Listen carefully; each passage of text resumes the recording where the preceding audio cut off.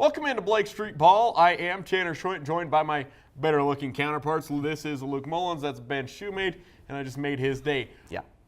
We needed something to pick us up because these Rockies struggles have been tough, and whether it's injuries, bad pitching, bad hitting, or Ian Desmond, it's been a bad start to the season. It has been. Right now, the Rockies are at a point, everything that can go wrong is going wrong for them. You look at the injuries, they're missing half their lineup with Daniel Murphy, Ryan McMahon, David Dahl. Those are big bats. Those are contributing bats, guys that the Rockies are counting on going into this season, and they're not a part of the lineup right now. A lot of the team is kind of like the AAA team right now, so it's hard to judge the offense too much for that, but you have other guys like Ian Desmond who are supposed to be in the lineup who aren't producing even up to his own Ian Desmond standards. And then the pitching too. I mean, even Kyle Freeland had a rough start. So everything's kind of a little bit rusty right now, but I don't think it's going to last. Rockies can hope it's not going to last. Red Sox are off to a bad start too. So, and that's a comparison we'll get to a little bit later on because I've heard that a lot between the Rockies and the Red Sox. The difference was one of them won a World Series last year. The other one did not. Talking about injuries, though, listen to the end of the KOA broadcast, and it was a Hampson to Wolters to Reynolds double play, and they're like, "That's the one." If you're a Rockies fan, you didn't think you'd hear that all year long. Ben, it's been rough on the injury front. It has, and when you look at this team, we're getting to look at a lot of the players we wanted to look at, whether it be Josh Fuentes, Garrett Hampson, like you said, not necessarily in the context that we wanted to look at these players, being thrown into the fire, having to go in, making up for injuries, what have you, and the way that the lineup looked yesterday than it did, or yesterday's game was the first game against the Atlanta Braves, versus how it did on opening day, just about 2 weeks. Yeah. It's unrecognizable. You had Chris Iannetta batting in the 5 spot. It's not that good should for not the be Rockies. happening. Yeah.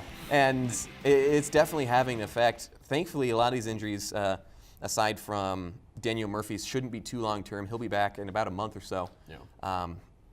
But yeah, I hope we can get it turned around before that point. I hope that's not the turning point in our season, because then it might be too late. Yeah, it's been tough. There's no doubt about it. And if it wasn't for instant replay in one of the Tampa Bay games, the Rockies are really sitting at a rough spot. It would have been 2-8, but of course the replay turned around that Arenado strike to first on the bunt. When we talk about it, if I would have told you, Luke, going into Monday's game against the Atlanta Braves, if the Rockies put up 6 runs with Kyle Freeland on the mound, I would have taken them to win that game. That wasn't the case. absolutely, without a question. And the one thing about that start, just to throw out there, is that Kyle Freeland has struggled in the past against the Braves. I don't know what it is about them. He's a good team. He'll go up against a team like the Dodgers, one of the best lineups in baseball, and he'll throw up zeros. Yeah. But the Atlanta Braves, something about the Atlanta Braves has always gotten to Kyle Freeland. Maybe not to the extent that it did in his last start, but it wasn't Kyle Freeland. And I mean, you look at the Rockies, the last few games that they've won have all been Germán Marquez's starts. So they're not getting the pitching that they need from the other 4 starters right now to win the games, and they're not getting the offense either for the most part. And the thing that stands out to me, too, that we're talking about the Braves, their bullpen is atrocious. The Braves' bullpen is terrible, and they threw 4 shutout innings against the Rockies. So the bats are streaky right now. Ben, do you see life in these Rockies bats? I know Arenado's starting to pick it up a little bit. Blackman, offensively, starting to pick it up a little bit. Your thoughts on the offensive bats that are in the lineup, Ben? Well, yeah, you mentioned Charlie Blackmon's having a hard time picking things up defensively in a very literal sense.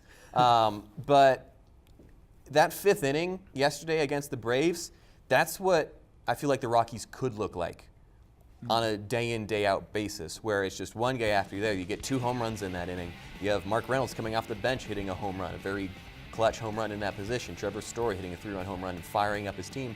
And then you go to the 6th inning and everything just goes quiet again.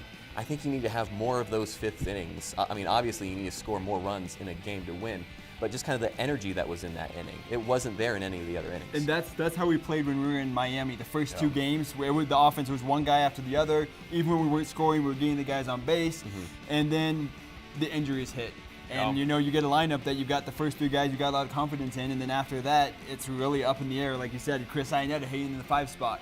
You don't want to see that, because that really shortens the lineup to about 3 guys, and you get a couple of those guys on base, and who drives them in. And that's nothing against Chris Iannetta. He's serviceable for what he does, but he's not a 5-spot hitter.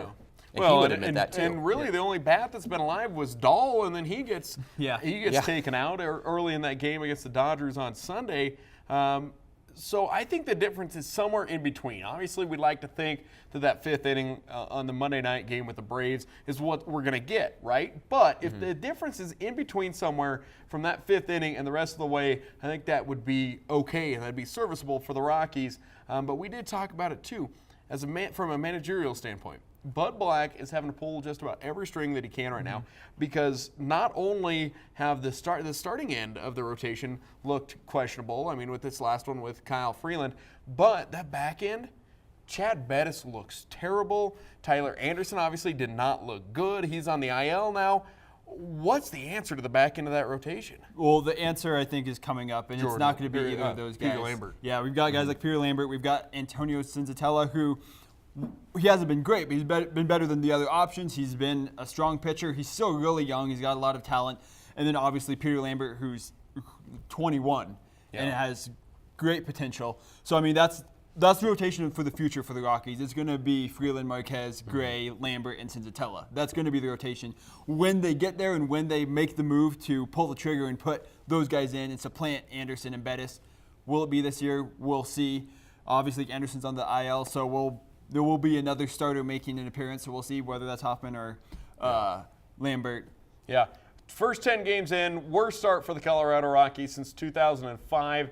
That year, they started 2-8 in their first 10. Guys, on a scale of panicking to not even worried about it, after 10 games of the Colorado Rockies season, where do you sit? We'll start with you first, Ben. I put myself around a 3, a very calm 3, who's also kind of moving forward towards the more panicking point of view. I'm not too worried about it right now because we're 11 games in. And the great thing about baseball, you can go 3-8 in your first 11 games and then win like 2/3 of your remaining games and still have 100 wins.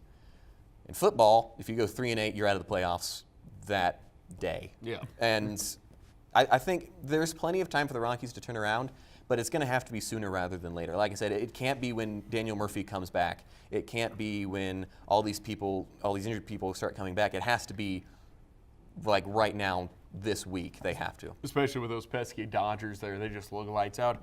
Luke, how about you? Are you concerned yet? I'm not overly concerned. Obviously, it would be nice if they could get some wins and start putting some stuff together. I mean, they really, other than that one win against Tampa Bay, they really just had those two in Miami. And that win against Tampa Bay, like close. I said, if there's not replay, they don't win that. Yeah. And it was also, they scored 1 run in 11 innings from a home run from Chris Iannetta. Yeah. So it was a rough game. Batting fifth. But I'm not overly worried about them, though, just because, like we said, it is early. And we're seeing performances that we're not expecting, like the performance from Kyle Freeland. Yeah. And just the injuries. From Nolan Arenado as well. Yeah, I mean, his average is up there. He's had some decent RBIs, but he just hasn't gotten the power going quite yet. And it will come. We know it's going to come. So it's only a matter of time before these things start clicking. And when they do, it's going to be a really good team. But everyone's going to be they're going to be able to sleep a lot better once they start to see signs of things going like they expect them to. Yeah. I don't think it's time to hit the panic button quite yet for the Rockies. Areas of concern, most definitely the back end of that bullpen, health-wise. But, hey, maybe they just hit their slump to start the season. This has been Blake Street Ball. That's been Shoemate Luke Mullins. I'm Tanner Schwimmt. We'll talk to you next time right here on Blake Street Ball. Hey guys, Ben Shoemate from Blake Street Ball. Thank you so much for watching. If you have not subscribed yet, what is wrong with you? I've been trying to figure out, and there is something morally and ethically wrong with you. So to fix that problem, subscribe right here. There is a link. Also, if you want to catch more on our terrible thoughts about the Rockies, there's a video here and here. You can watch those and comment below on how wrong we are. Yeah, if you're a Dodgers fan, we will be praying for you. So we will see you next time here on Blake Street Ball.